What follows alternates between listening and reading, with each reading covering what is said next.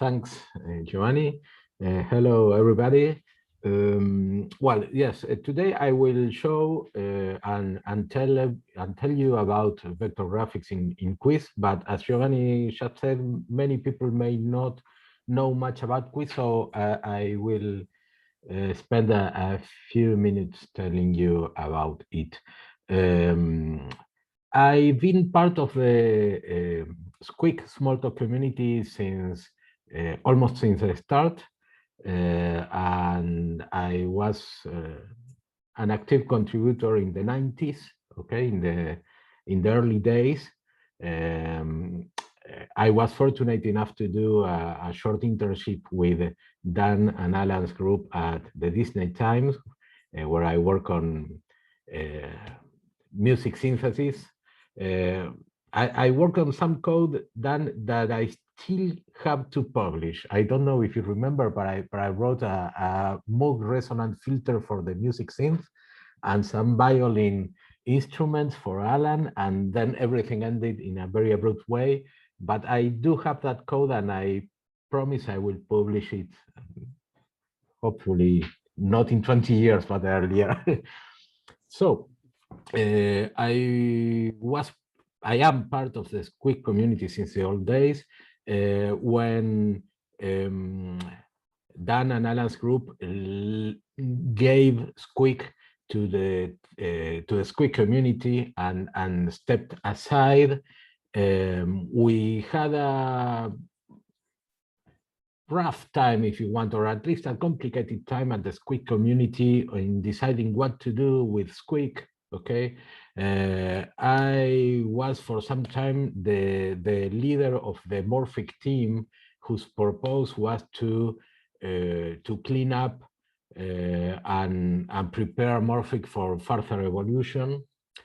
And then there were many different opinions on the Squeak community on what to do with Squeak, and the most conservative view prevailed. So 20 years after that, Squeak is still very similar to what it was at that time, and it still can run all that software. And all that is a great thing, of course, but some people wanted to do something a bit different. At that time, I wanted to have a Smalltalk system that would not include any application code, that would be smaller and cleaner than Squeak was. And as it became clear that Squeak was not going in that path, I decided to fork and what I called a Squeak distribution, and called it Cuis. Okay, so that's the genesis of Cuis Smalltalk. Cuis is a Squeak fork done to be able to remove a lot of things from Squeak, to bring it back to something closer to Smalltalk 80, and to enable a deep redesign of any part of the system without caring about back compatibility with existing code. One of the main things I wanted to do at that time is what I'm showing today. Okay, I wanted to redesign Morphic in order to take it to new design and implementation strategies, new graphics engine, and a new programming model. So today it's a big day for me, because some of the things I wanted to do when I started Cuis are starting to become real. So essentially that is Cuis. In these years, a community formed around it. Cuis is about 500 classes. It's around 1/10 the size of Squeak, and around 1/20 the size of Faro.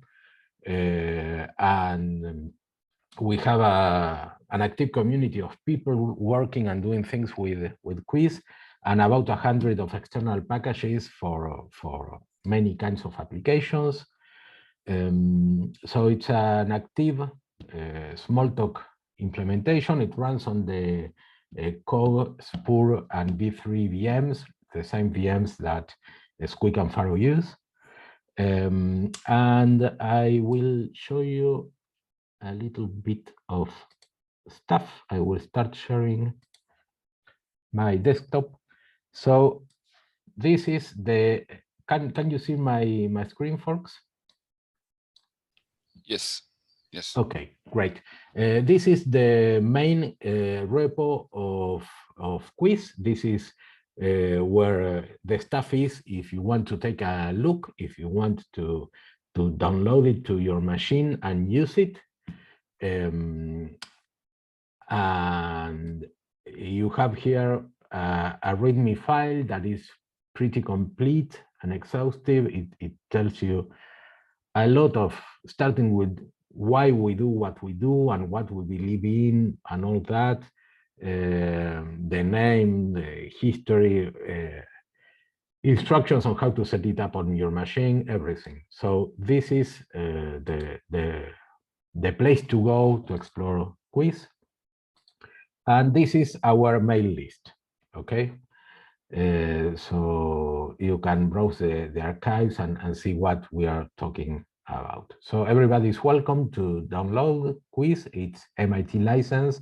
It has absolutely no limitations or compromises on what you can do with it or how to use it or whatever. And you are welcome to be part of our community or just to lurk around and see what we are doing. Okay, that will serve as a very short presentation of Cuis. In January, for the Argentine Smalltalk Foundation, I gave a first talk on VectorGraphics for Cuis Smalltalk. Most of what I am showing today wasn't ready yet, and the focus on that talk was on the simpler model for writing your own morphs in this system. It's available in video at this address on YouTube, so you are welcome to go and take a look. Today I'm showing rather different things on the same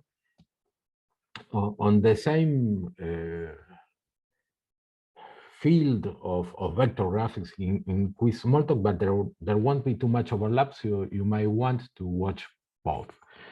Okay, so let me start with the presentation for today. I hope you can see a first slide. Well, today I'm gonna show you vector graphics in Cuis Smalltalk. For those who don't know what Morphic is, I hope everyone knows what Morphic is, but in case someone doesn't, Morphic is a user interface in Self, Squeak, and Cuis. It has a rich and interesting story. It started in the 80s in the Self system and was ported to Squeak when Squeak was born and inherited by Cuis and Faro from Squeak. Morphic is different from most user interface toolkits people use to write applications, and it has some distinct advantages. Some of the advantages of Morphic are complete malleability, because all the code for all the framework is written in Smalltalk, so you can modify what every pixel on the screen will be doing for you. Unmatched malleability completely. It runs on any platform, and it looks and behaves the same on any platform. And it is both simpler and more flexible in general than most window manager and user interface toolkits, especially those meant for desktops. And this is what I would say are non-disadvantages of Morphic. Morphic is different from what most people are used to in desktop application development. Morphic doesn't use the host windowing system. Morphic doesn't attempt to look like the host platform. It doesn't try to use all the features in every platform. Instead, it helps you focus on your application and your own needs for the user interface you are designing. It doesn't constrain you to whatever the host OS or platform is providing or was thinking when it was built. Some people believe these are disadvantages. I said they are non-disadvantages. They are explicit choices, okay? And these choices enable the advantages Morphic offers, okay? So it's a different way to do user interfaces than what most people is used to. But Morphic is quick, what I call Morphic 2, because Morphic 1 was the implementation itself, I believe. Morphic 2 has some limitations. On the screen, you can see a typical desktop from Squeak. It has very rich graphics and it can do a lot of cool stuff. It was actually state-of-the-art graphics 20 years ago. Now it is 20 years old graphics. And why I say this? Because it has, for what you could expect today, it has a limited drawing API. It can't do general vector graphics like SVG. It has rather limited support for true type fonts and text. It doesn't use anti-aliasing. It almost doesn't use anti-aliasing at all. There is a limited use of anti-aliasing in some parts if you use the balloon engine or for caching true type, but most of the things you see on the screen are not anti-aliased. It cannot be zoomed in. And if you get, for example, a Windows laptop with a high resolution screen, everything will look too small for you. Well, I'm sorry for that interruption. I was trying to do something else, and no, the Mac doesn't let me do that. Well, now I will remove the screen to show you a little bit what we can do in Cuis. Why I say that these limitations are addressed in Cuis and Morphic 3. Okay, just 1 second. I'm starting Cuis image. Okay, I guess everybody can see my Cuis image.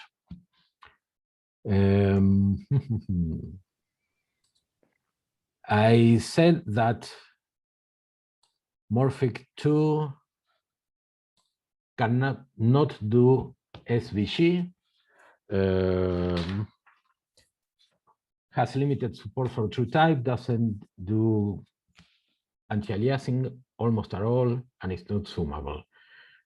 So let me show you what we can do in Cuis now. This is a bit, this is all very new, and I will tell you about the technical details before, but what I'm showing you today is VectorGraphics in Cuis Smalltalk, and it's still a bit experimental if you want.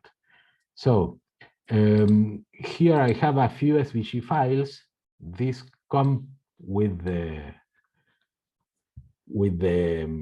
Cuis distribution you can download from GitHub.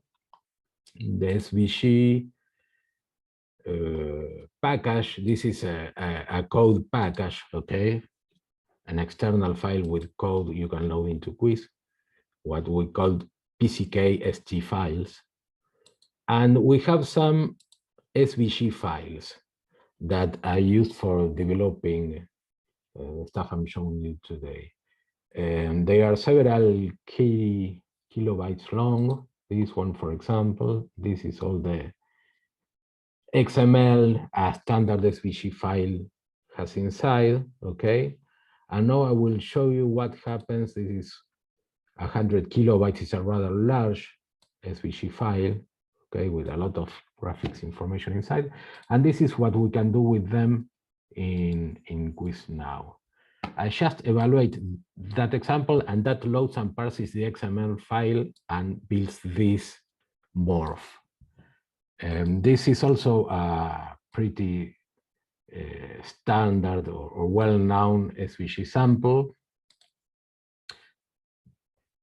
And this one is a bit slower to build because it's larger, but you can see that we can parse and build these images rather quickly. And although this likes like just a file format, these are not a graphics file format, these are not just graphics files, because they are vector graphics and they are scalable. So you can do these kind of things and they never look pixelated. And this is drawn by the vector graphics engine I wrote for Cuis. And although these are morphs, these are a new kind of morphs, if you want, in that they are able to use vector graphics drawing operations, and they support the whole SVG standard. So you can zoom and rotate them with the halos like you usually can do in Squeak. The difference is that this never gets pixelated and is done with much higher quality. So this implementation does have vector graphics primitives and can do modern vector graphics.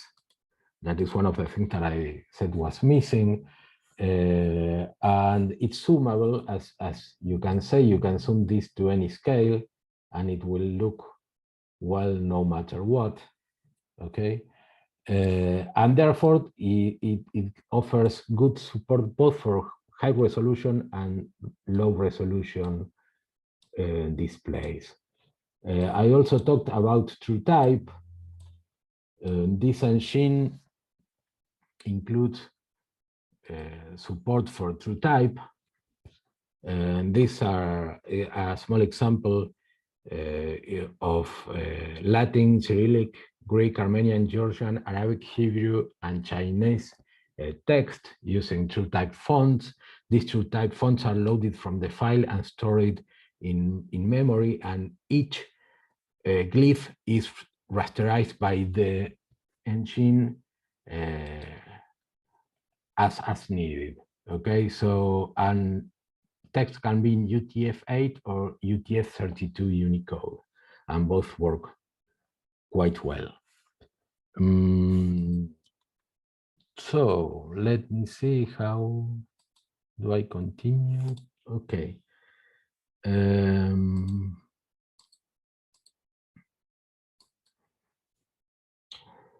Something else that I can show so you can see what these things can do. Well, all these are morphs as you imagine. So for example, one of the things that I can do, I can grab this morph, resize it,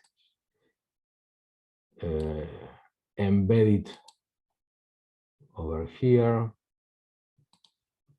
And now these two would go together and they are rotated or scaled together.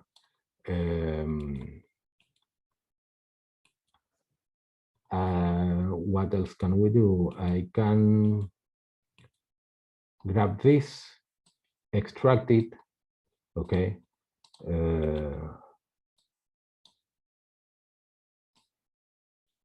Resize, rotate, whatever I want to do, of course. And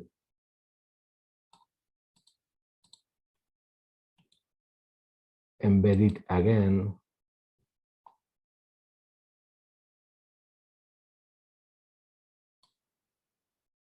No, I will close the tiger because it's messing with me. And I will embed this into one of these, I don't know. I think it was at the beginning, Juan, one of the first one.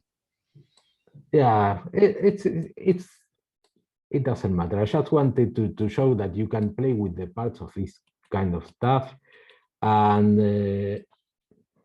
it would perfectly possible to write a vector graphics editor using these things, because this is just an SVG path that can be composed. Okay. What do we have over here? Well, an SVG path is made by a series of curves and commands, and these models the contents of the SVG file. Okay, so this is exactly what you have in an SVG file. Okay, let me see what else.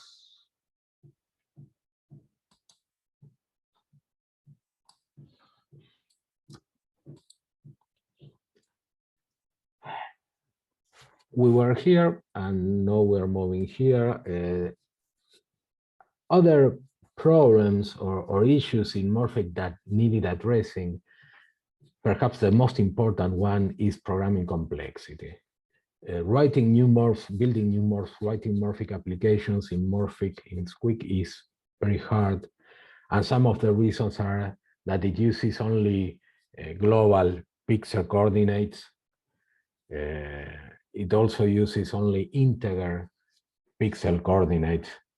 And any scaling, for example, needs to do at the morph code in the application level. Besides, any complex morph you might want to build needs to define how it is drawn. Okay, it's geometry, it's visual geometry, but it also needs to implement a contains point method to tell whether a point is inside or outside it. And that means re-implementing the geometry in a separate method that needs to be consistent with the drawing. And besides, each morph needs to answer its own bounds. And in many cases, that means that geometry needs to be done 3 times, okay, in 3 different methods. For example, for curve morphs or polygon morphs, they need to know the geometry, their own geometry from 3 different points of view, okay? And there's not a good drawing API for curves, so curves are done at the morphic level. And this makes building this kind of morph pretty complicated. So in Cuis Morphic 3, we have, for example, this morph. Okay, this is a very simple morph. It's a rounded rectangle with just a border and a fill. And let us see its code. Its code, okay, this is a subclass of mobile morph that is part of the framework. The code for this morph has only 2 methods. One that says it wants to clip its own submorphs, so it's not really required, and it could just answer super clip submorphs. Okay, this method is not really required, and the only method that a morph must provide is this, how to draw itself. Okay, and with just this method that says how it is being drawn, it is enough, for example, for the morph to know that clicking here doesn't grab it because it's not part of the drawing, okay? And clicking here is part of the drawing. And coordinates are can be floating point. In this case, they are integer, but they can be floating point, and they are hard-coded. These are not pixel positions. These are dimensions of this object in its own coordinate system. And if I wanted to do, for example, let's see, I want to use floating point. This will be perhaps hard to see from the meeting, from the Zoom duplicated display. But if I do this and just add 0.5 pixels to the stroke width will become half a pixel wider. Perhaps you're able to see it, perhaps not, I'm not sure. This difference is extremely small. And this means that anti-aliasing is being done in a sub-pixel position precision, and all the rendering is done in floating point arithmetic. And of course, you see that you don't need to scale your morph. And still, this clips of morph method, for example, if I want this morph to clip its own submorphs, and I want to get some submorph inside it, for example, a copy of itself, okay, and I embed it into my other morph, now it is clipped. And it is clipped not by a rectangle, a screen rectangle. It is clipped by the actual shape of the morph. And all that is done without the programmer needing to specify how that is done. See that in this corner, the submorph gets correctly clipped. All this is done by the framework itself. The programmer only needs to say how to draw his own morph. So it removes a lot of the complexity of coding of your own morphs from the programmer.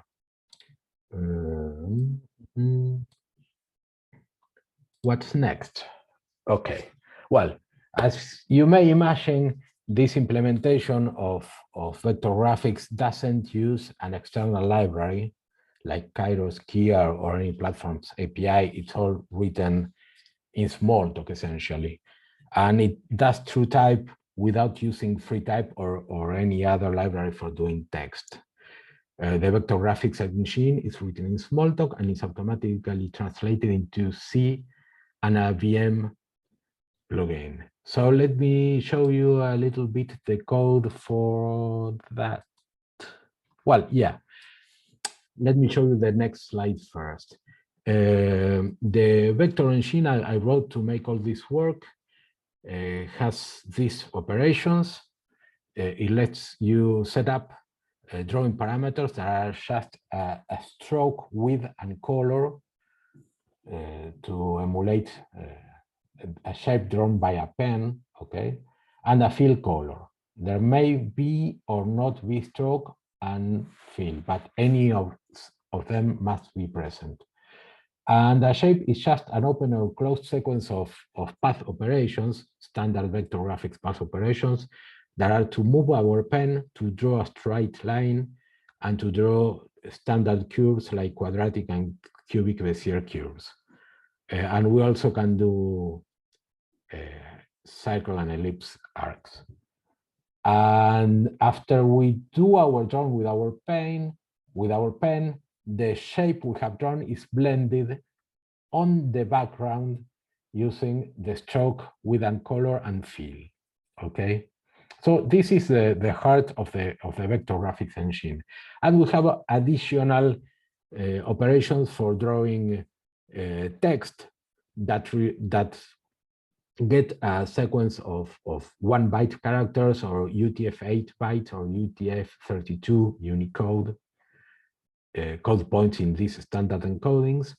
And it uses an internal optimized representation of TrueType fonts. So the plugin, the VM plugin, can draw the text on the screen directly by iterating over the input and drawing the Bezier curves. There's no caching involved.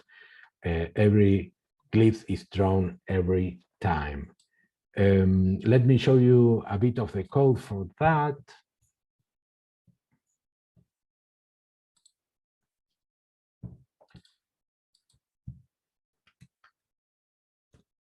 Well, we have a canvas class like any Morphic implementation that offers the drawing API, okay, that has an engine.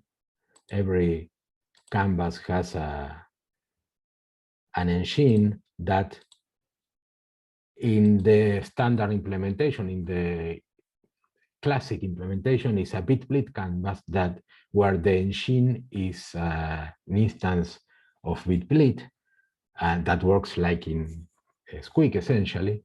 But we also have the new vector canvas where the engine is a new kind of engine. Every canvas has an engine that in the standard implementation, in the classic implementation, is a bit-split canvas that where the engine is an instance of bit-split, and that works like in Squeak essentially. But we also have the new vector canvas where the engine is a new kind of engine. This new kind of engine is in this hierarchy, and we have several flavors for it. The most important perhaps is this one, okay? And this one, this is rather standard protocol for the kind of things bit-split or any kind of graphics engines needs to do. And yeah, we have a protocol to set up the drawing parameters, the fill color. This is to draw just with fill, just with stroke and fill. Okay, so this prepares parameters and calls this doPath operation. And this essentially ends up calling this algorithm that are the path operations. To draw a line, what we do is we draw a line in a number of hops or steps that are computed to get good enough quality. And this is prepared by this more public line operation that before calling the primitive ones computes how many hops to use and how to do what increments to use. And what we do is to iterate over a series of points in the curve and compute the shape our pen is drawing. Another operations are to draw cubic Beziers and quadratic Beziers. And as I said before, after we are done, the result is blended on the screen. In order to talk about this, I'm sorry for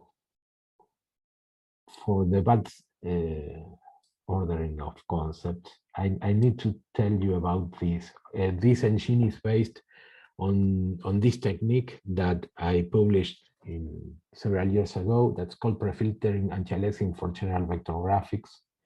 It's a new technique for doing vector graphics and anti-aliasing. And essentially what we do is to simulate a pen that travels along a mathematical plane, okay? And when we have pixels, this pen nib has translucency, it's opaque at the center and transparent outside.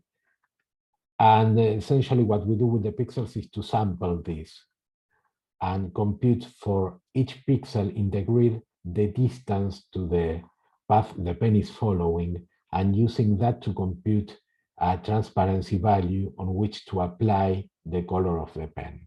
This is the heart of the technique that this engine is implementing. This article is freely available. Just Google prefiltering anti-aliasing for general vector graphics, and yeah, here it is.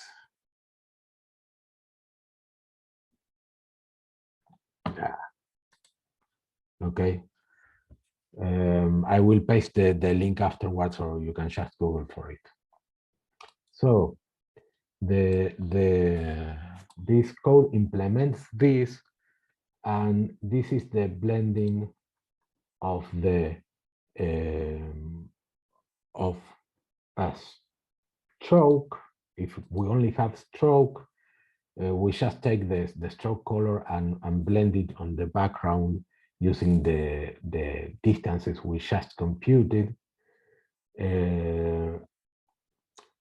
To really get this, you need to read the article and see the code. But what I want to tell you is that the code is all there. It's all written in Smalltalk, and it's very easy to play and experiment with, and it's reasonably easy to understand.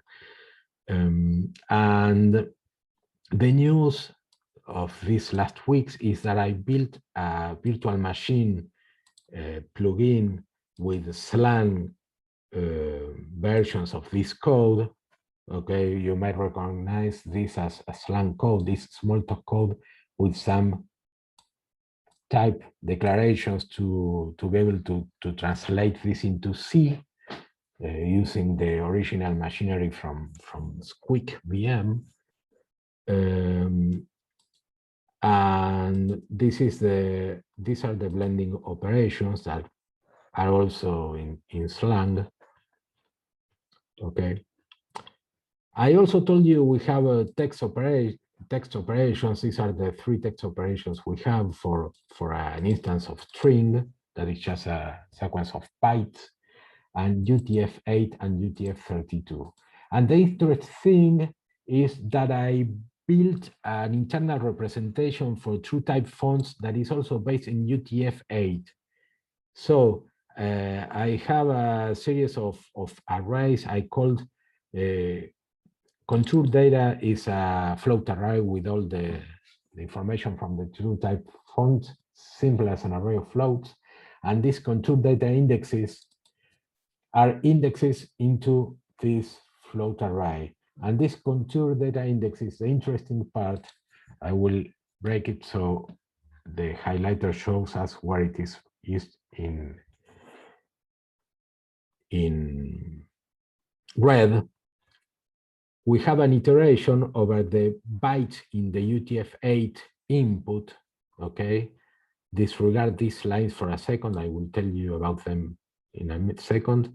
And if what we find in the contour data indexes is negative, it means that it's a partial UTF-8 byte in a code point. So we need to keep looking for the next one, okay?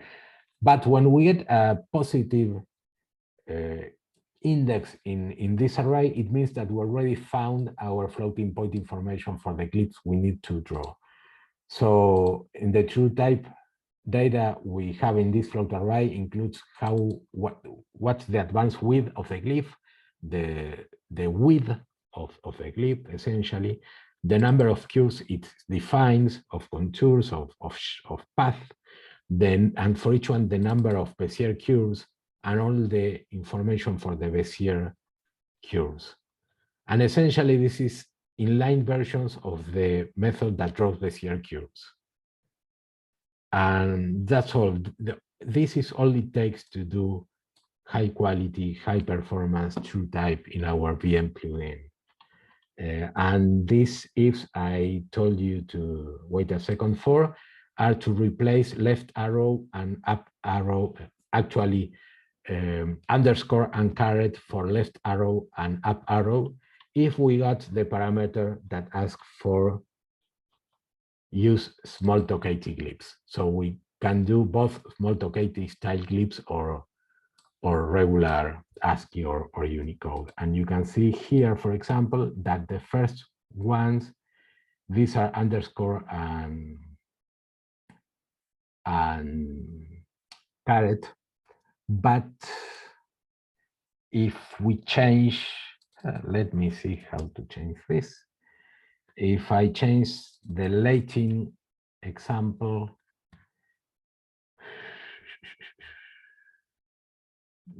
oh, sorry, no, I would need to.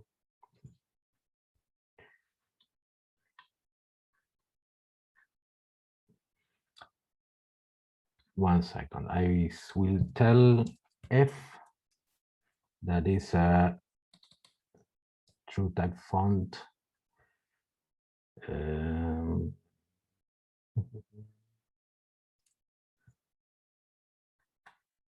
its font definition, actually, F font definition, that will be a font description, sorry, to type font description. And if we tell it to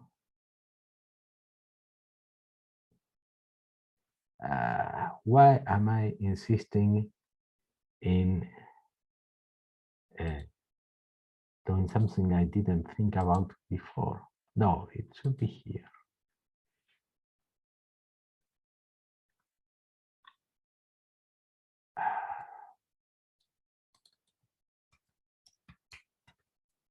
Maybe this works. I'm really not sure if it will work or not. If it doesn't work, I will apologize, and that's it. So yes, there it is.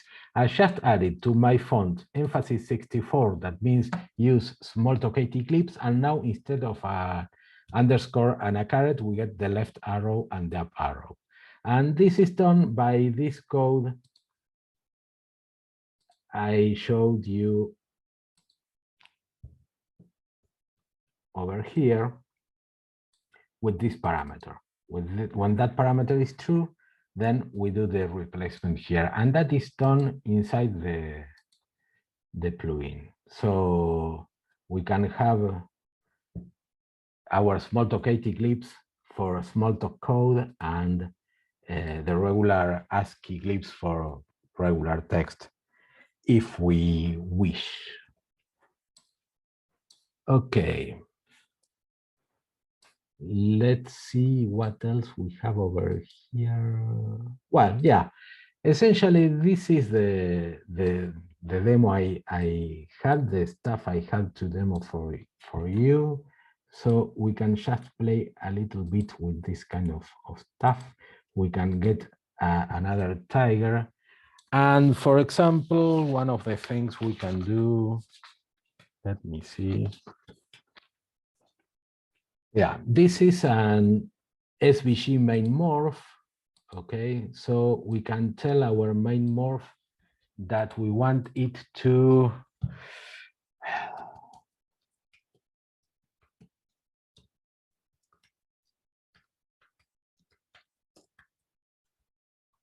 each time it gets a step, we want it to rotate.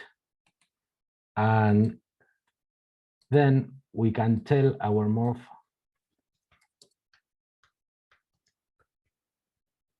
and there it goes.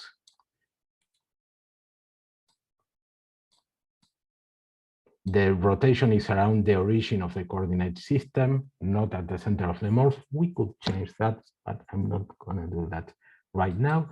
And if we ask for it to step every 20 milliseconds, then the stepping is much faster, and then it gets a bit harder to actually grab the morph, but there it is. And I can interact with it and rotate and do whatever I want while it is still rotating.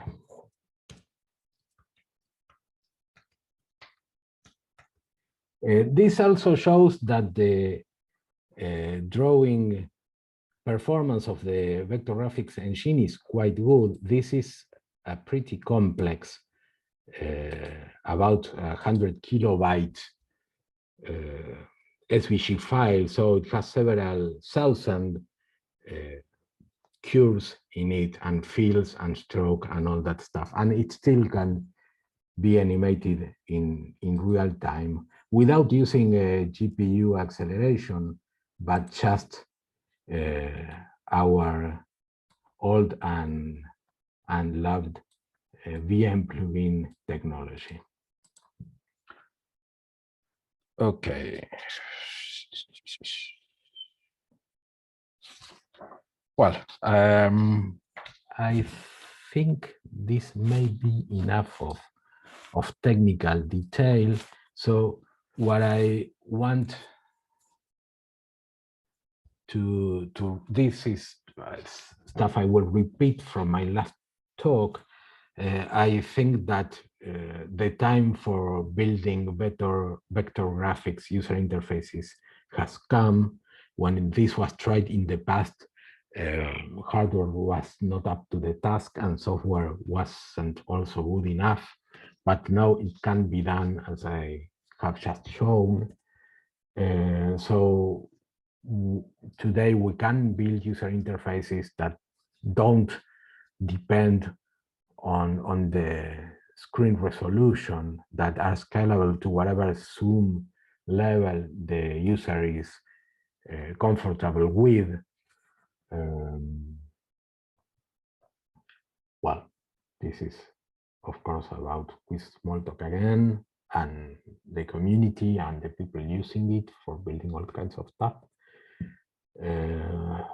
Key ideas of vector graphics, Morphic UI implementation in Cuis. All coordinates are floating point, are not tied to pixels. They are local to the Morph own coordinate system. Coordinate systems can be subject to linear and affine transformations that can be scaled and rotated and moved around. Vector graphics primitives are more powerful and look nicer than pixel-oriented primitives. And we have a new vector graphics high quality, high performance engine for making all this real. I recommend everyone checking the Cuis book. The Cuis book is an effort led by Hilaire Fernandez with help from Kendike and myself. I wrote the chapter 7, the introduction to vector graphics Morphic for the book, but the whole book is very nice, and I recommend everybody to take a look at it. And this is again about the engine I wrote and the technique. This is a new technique. It's different from what most people is actually doing, and is protected by this defensive publication. That means that the technique is free from any restrictions for use and cannot be patented. So there are no risk in using this in any kind of applications. Something I didn't show yet.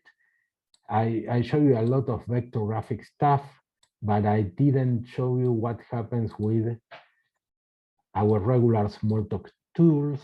So let me show you. This is using what I call a hybrid canvas that still uses bitblit for the windows, okay? But we have this method where a widget answers if it requires vector canvas, and it only requires vector canvas if it is not simply translated. So if I grab this window and I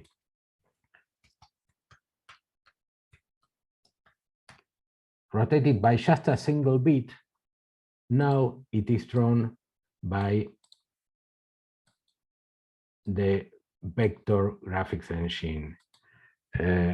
You can see that, as I said before, the vector graphics engine is drawing the true type fonts with whatever geometric transformation is needed to do this. So these are clearly not cached forms with the glyphs, with the letters of the alphabet, but they are drawn by the vector engine each time. So we can do these kind of things and still get high quality text at every rotation angle. We also have this other method. Let me look for it for a second. Yes, has variable extent. Well, you know that these windows are resizable, and as they are resizable, as usual, so far they don't include the scale. Oh, what are we having there? We seem to have an artifact there. I will need to take a look. But this window don't have the rotate and zoom halos because they ask to have a resize halo. So if I answer not here, then even Windows now will have the rotate halo and any window can be rotated and scaled. Okay. And as I said before, this is done by the actual engine while drawing each morph and each true type. So this can be done in very high quality. And this is something that only Cuis Smalltalk can do right now in the Smalltalk world. Okay, so, well. And this, of course, still works perfectly well, right? As you can see, this is our live browser as alive as always. Okay, so I guess this is it.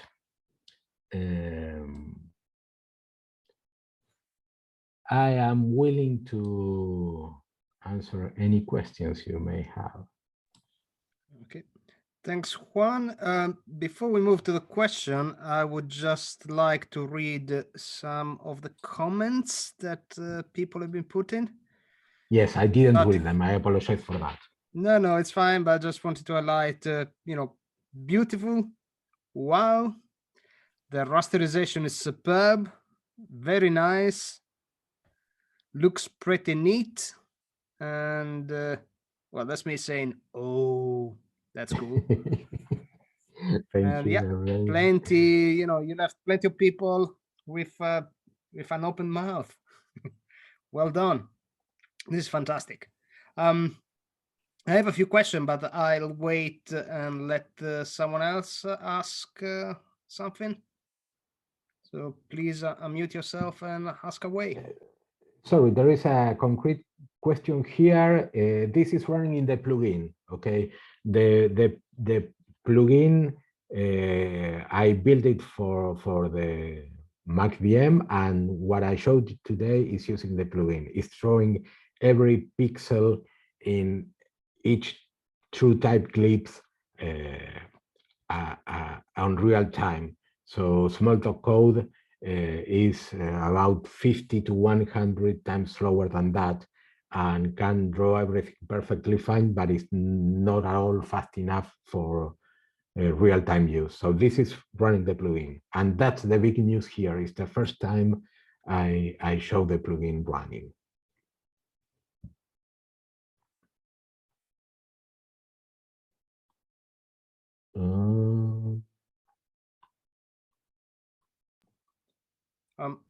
Any further questions?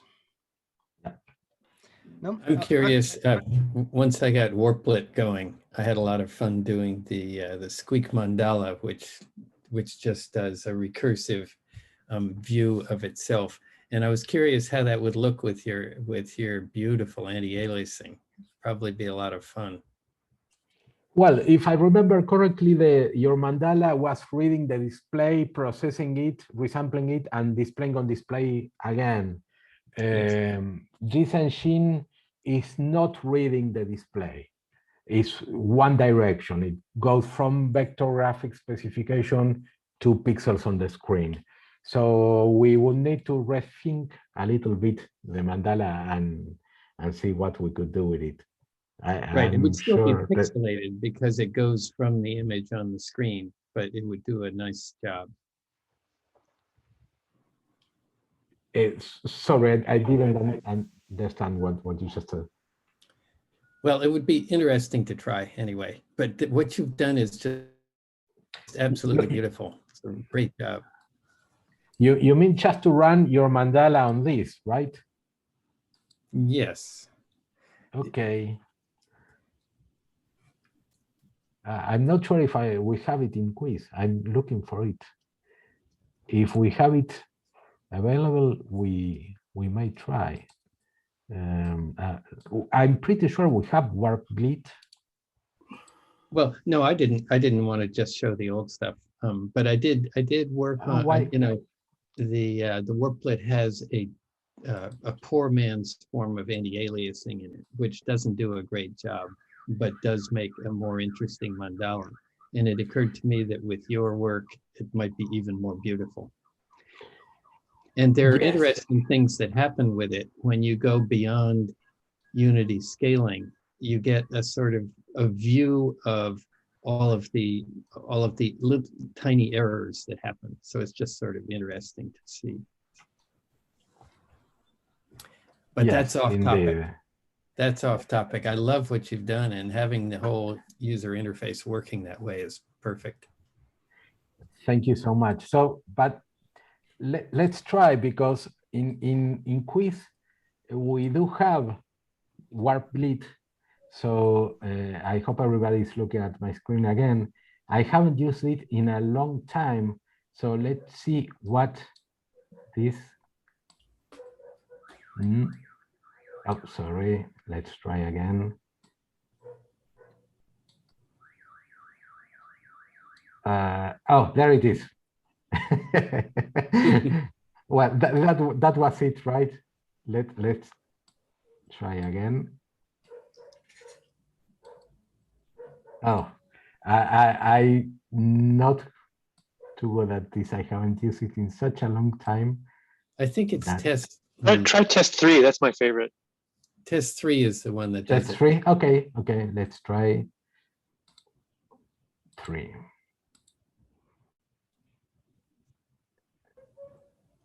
Oh yeah. There you go. Well, we have a small part of our tiger over there. Maybe we can move it to this side and see. And then one of the other Yeah, ones there does it is. smoothing also.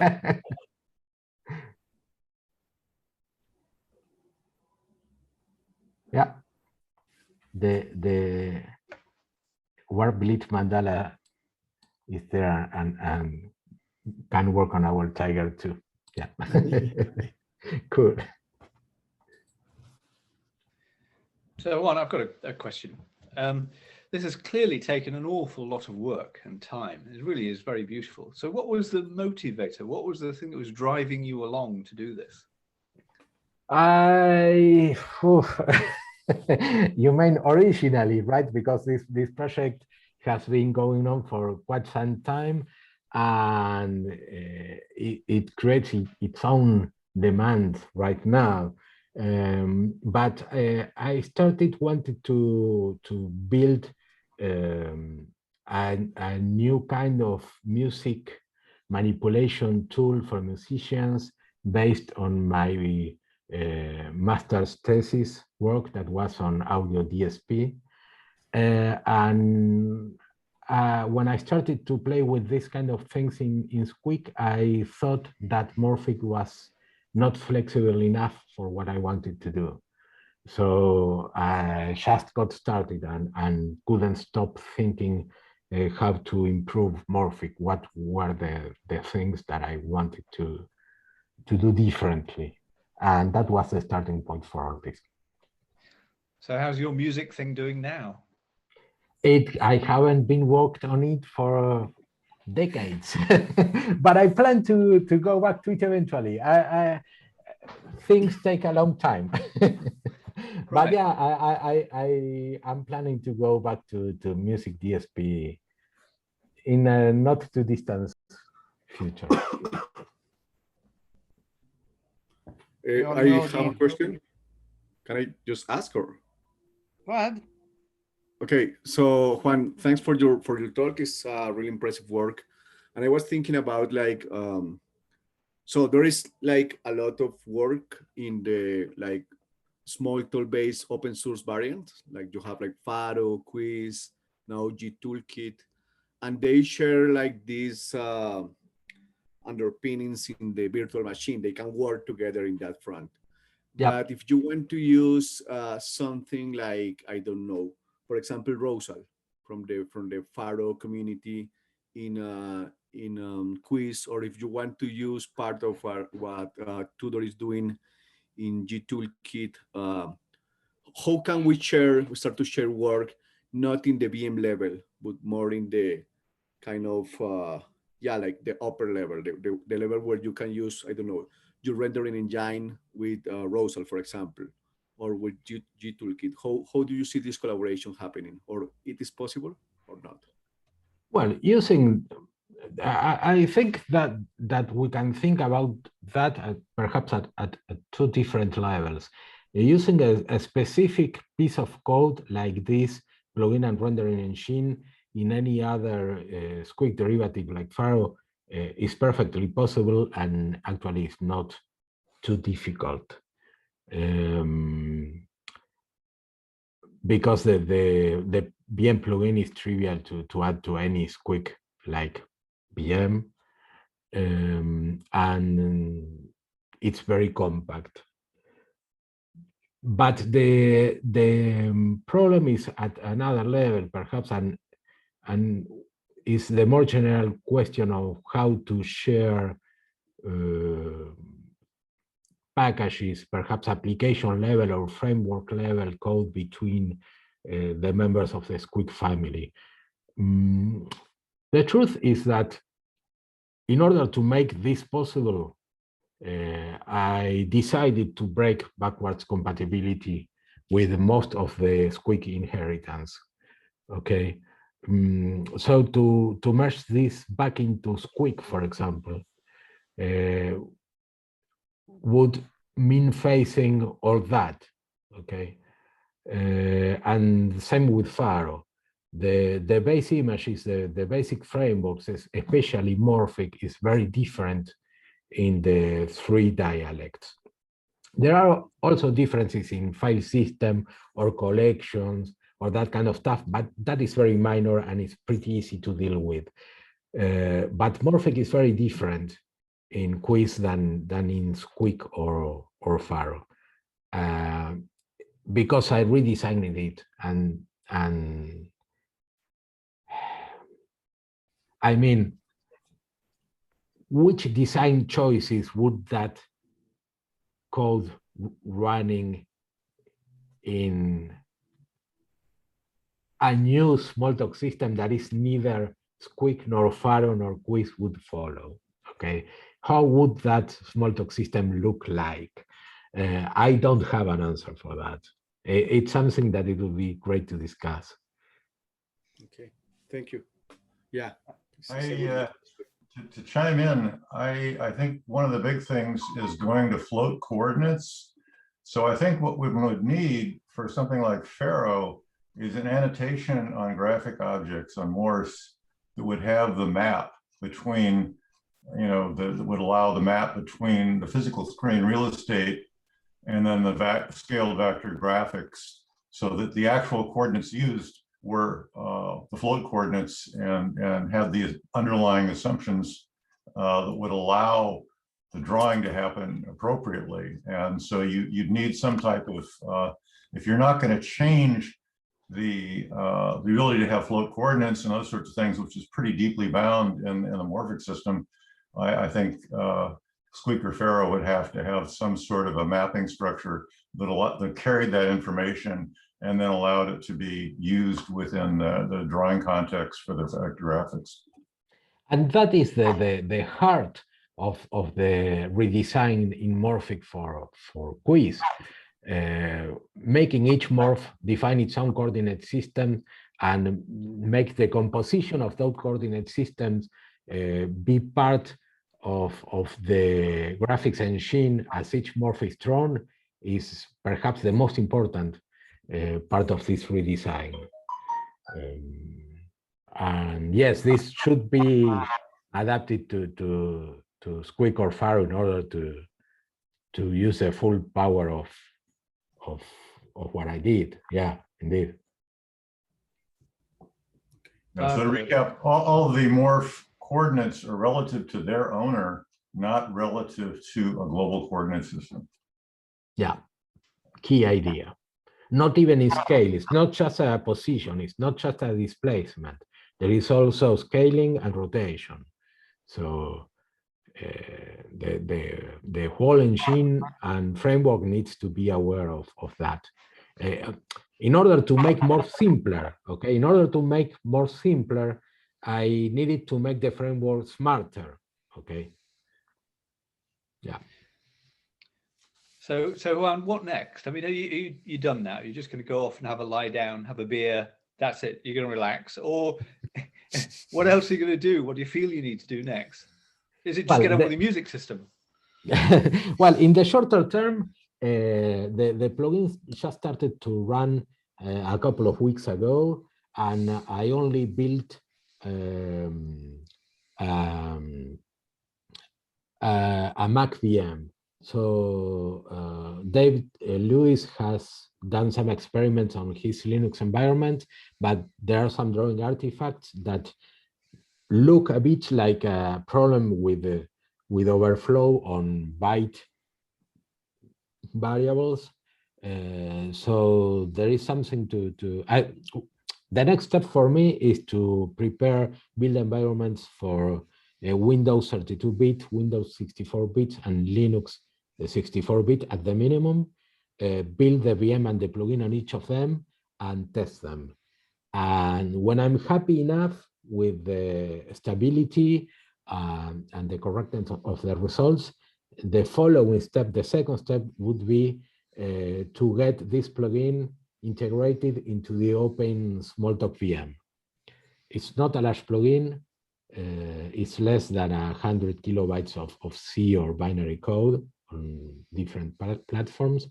So I hope it will be accepted as part of the Open Smalltalk VM. And that will mean that any Cuis user will be able to use it. And it will also ease possible adoption by the other dialects, of course.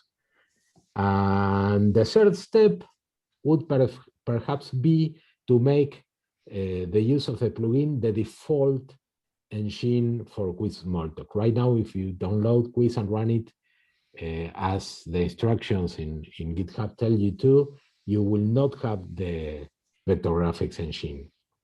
You will just have the BitBleed engine. So you will not have a VectorGraphics, at least not high performance VectorGraphics and all that stuff. So these are the actual next steps. Then you also saw that the VectorGraphics engine can do TrueType and can do Unicode, okay? But still, Cuis is based on 1 byte characters. So perhaps it would be interesting to see a path for Cuis to use mainly UTF-8, for example, if possible, and have real Unicode text editors in Cuis. That's something that we still don't have, and also something that would require this vector TrueType enabled engine, right? Yeah. So my recollection of strings in Smalltalk was that they were just a collection of code points. And an encoding was UTF-8. So but you're saying UTF-8 as if it's kind of the layout in memory and you're not using code point or collection of code points for strings. Yeah, that's an open discussion. I recommend everyone reading a document, an advocacy document called UTF-8 Everywhere, that says the position of a group of people that think that the correct way is not to do a collection of code points, but just UTF sequences. I think that makes a lot of sense, but it's an open discussion. It's a decision to be made. I don't think that a simple text file should always be UTF-32. Okay, that is essentially code points. And I cannot help but think that Smalltalk code is usually written in the Latin alphabet. So so far up to now, the position Cuis has taken is that 1 byte characters Latin alphabet is core to the system, and Unicode is an optional library that can be used by applications, but it's not required by the core system. Okay. And that helps keep the core system smaller and simpler because it doesn't need to deal with Unicode. Okay, you don't really need Unicode to write code. You need Unicode to write applications. So changing that criteria, that decision is something that we need to think about and discuss. I don't know what will the output of that analysis will be. I like the idea of a base system that is not way much complex than Smalltalk 80. And Unicode is complex. Oh, yeah, yeah. Before we proceed, Hernan has raised his hand a few minutes ago. No problem, no problem. I wanted to know, Juan, how you are able to select each morph when you have a composition of morph. I think you showed that in the previous presentations that you gave, and I think it's a really nice way to solve that problem. You have a ID for each morph or something like that. Oh yes, yes, yes. One of the things that I said in traditional morphic is that many morphs needs to define their own geometry 3 times. Okay, and 2 of them are rather complex. A curve morph in Squeak needs a draw-on method where it draws its shape, but also needs a contains point method that tells whether a pixel is inside the curve or not. And that means re-implementing the math of the geometry of the curve. And I wanted people to be able to experiment with new kinds of morphs much more easily in Cuis and to always get things that work. So what I did is to make this a responsibility of the framework. Thanks, Hernan, for asking and giving me the lead to tell this. The main drawing that the engine does is on the display, okay, just like in any other Squeak system. But what I did was to set up a parallel kind of display where each pixel is not a color, but a number. And so for each pixel, it holds an ID of the morph that was last drawn there. So when we draw the drawing operations in the engine, you can browse the code if you want.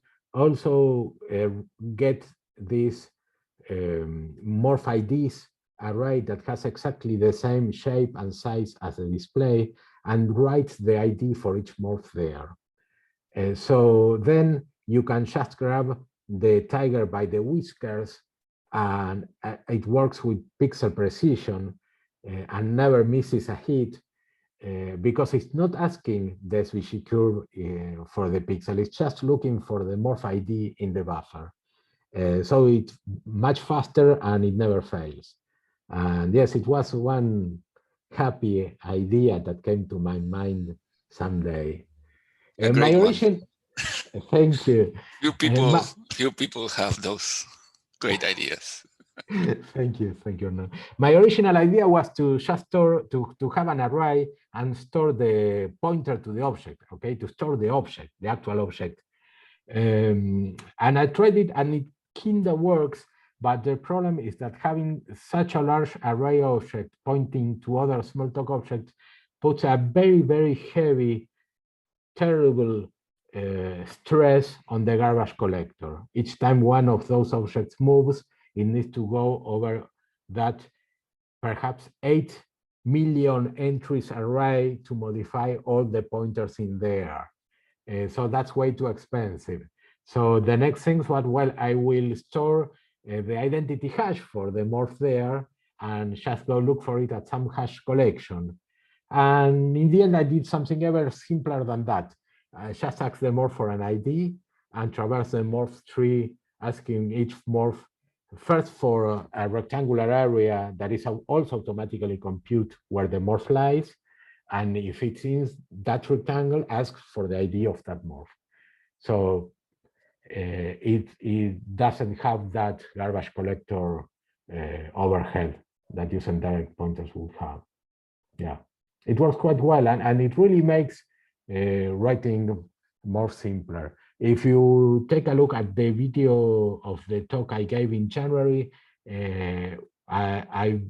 we built together on the screen live an interactive Morphic clock with just a couple of methods per class. It's extremely simple code, and all the things that you could do, I showed today on the SVG morphs, you could do on the parts of the clock. So you may take a look at that video. I didn't want to repeat all that and to focus on what the engine, the plugin engine enables us to do.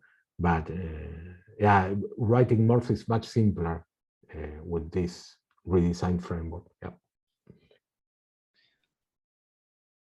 So I got a question about that actually. So this pixel identity thing is really intriguing, especially when we consider it with anti-aliasing, because there are certain bits around the edge of a line which aren't really the thing. They're kind of a halo, or no, an aura. So if you've got two overlapping auras, how do you know which is the object you've actually clicked on? Well, the morph you will get is the last morph that was thrown at that pixel with an opacity higher than 0.5. Okay, simple. Thank you. It works. It's good enough. Thank you. So Eric has got a couple of questions. Yes, hi. Just a couple. The first is that I had been working with TrueType stuff in Squeak and Pharaoh pertaining to ancient languages. So there's a whole community of scholars that have fonts for certain ancient scripts, and they use these all over the place. And I found both Pharaoh and Squeak to be extremely lacking, the latter because that TrueType implementation, I had been told, was they made every effort to do it in Squeak itself before a lot of changes came to the Unicode specification. So there are code points higher than the 16-bit numbers that are used by these ancient languages. So do you know offhand whether you account for those? And then what about some of the more complex aspects of TrueType, like ligatures and that sort of thing? Well, I believe that the code in Cuis works with any code point in the standard, but I haven't exercised that code too much. So if you point me to some text samples and TrueType fonts for ancient languages, I will be more than happy to experiment with them and add them to the examples. With respect to ligatures, we are not doing ligatures, and the text composition is a very simple left to right algorithm, taking the advanced width for each glyph in the TrueType definition. We are not doing advanced text composition. It's something that would be good to do, but hasn't been done yet. Mail you on the mailing list some examples, but if I can be greedy, my second question, just real quick, is what are the possibilities, either with the plugin or some other way, for GPU acceleration in the future? Well, I have been working with a GPU using OpenCL quite a bit several years ago for satellite image processing. I wrote an image rectifier and processor for satellite images that does real-time rectification of satellite images, very large images on slow GPU using OpenCL. And the experience doing that was great. And I can tell you that the first implementation I did of this stuff was done in OpenCL. And it didn't work out because I learned that OpenCL offers very high performance if you do few calls which take a lot of load time each one. Okay, if you do perhaps 10 or less than 100 calls per second, and each one is expensive enough to keep your GPU busy, the performance using a good GPU are huge, are outstanding. But here we are calling the plugin for each path element, each line, each Bezier curve. The most expensive ones that could take advantage of the GPU are the text primitives, but they are nested loops, so they are not so easy to parallelize.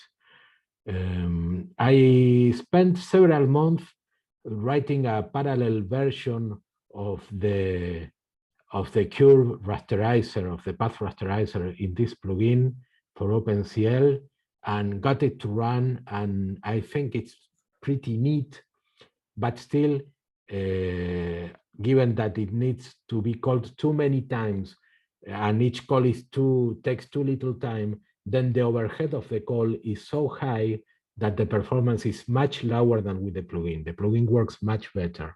And the reason is because OpenCL has a very large startup time. Even if you use pre-compiled kernels, you still need to call via FFI several APIs to set up parameters to finally in-key you the call you want to do and finally get it to tell it run. And all that preparation is so expensive that in this case it didn't prove to be worth doing. So it's not trivial to get better performance using GPU. I tried it. Okay, thank you. I appreciate that.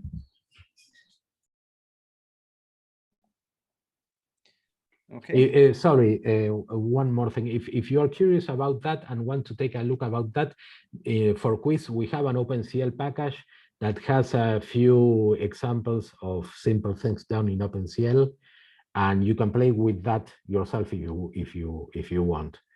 It worked quite well, and it gave huge performance gains for heavy numerical algorithms, but not for this. Yeah. Okay. All right. Any further questions?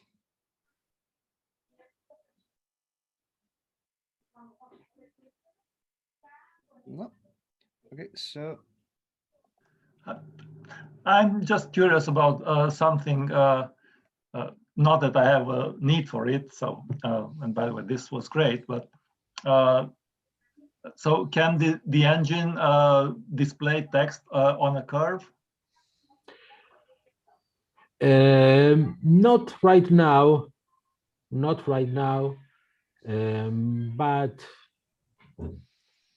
truth is that it shouldn't be hard to do at all.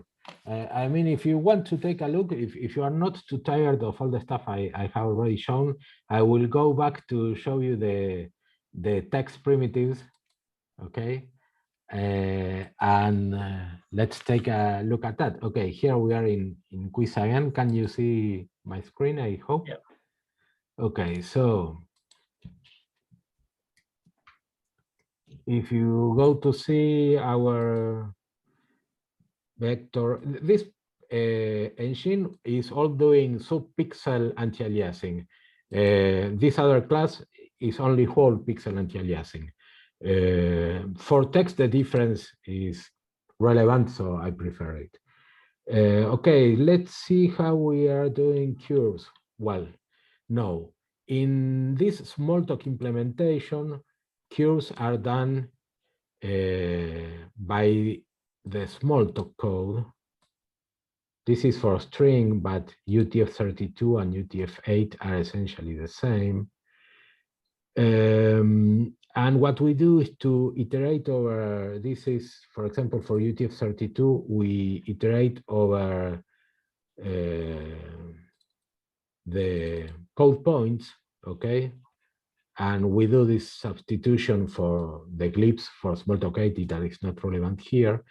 And what we have is an X and a Y where we will position each glyph, okay?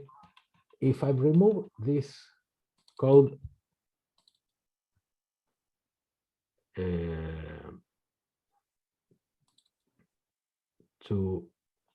just to make it smaller so we can browse it more comfortably.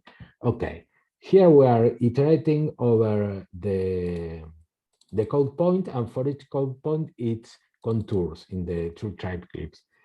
So what we start is to build this dest X and dest Y variables where we will position the next glyph, okay?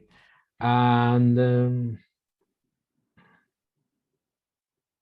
yeah, if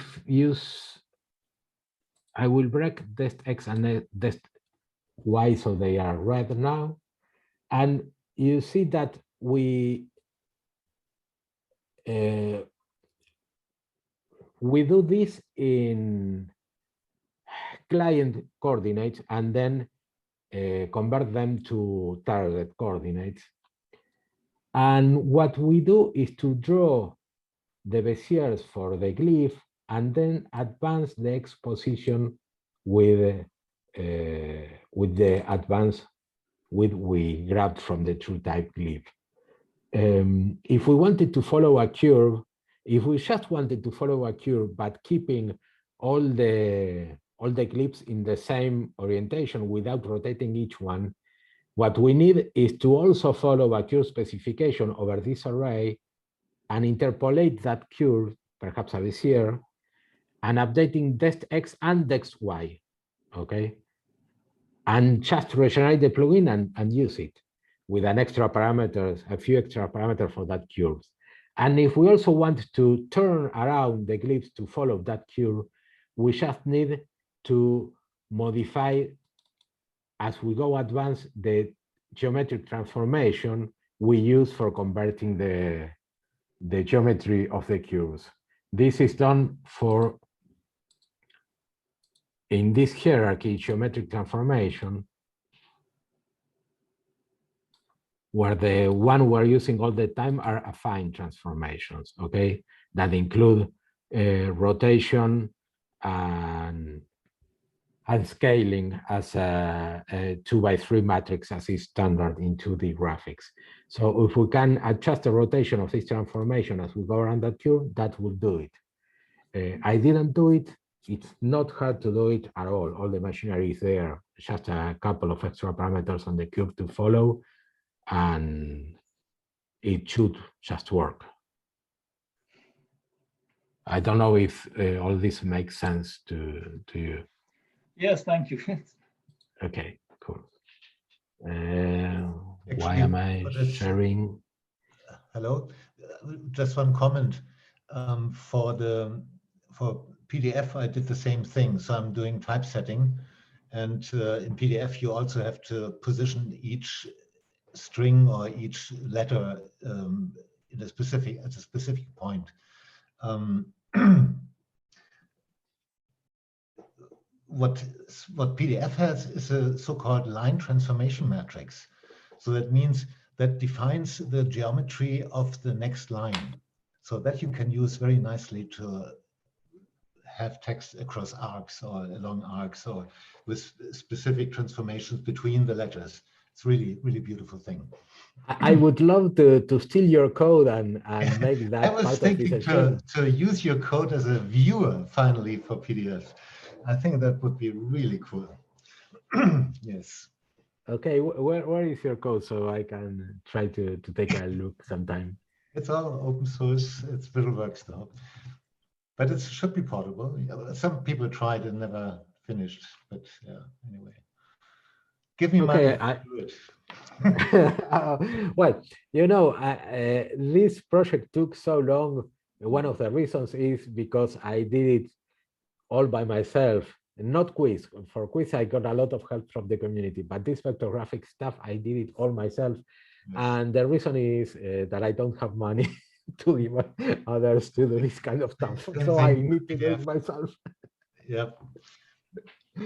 Yeah.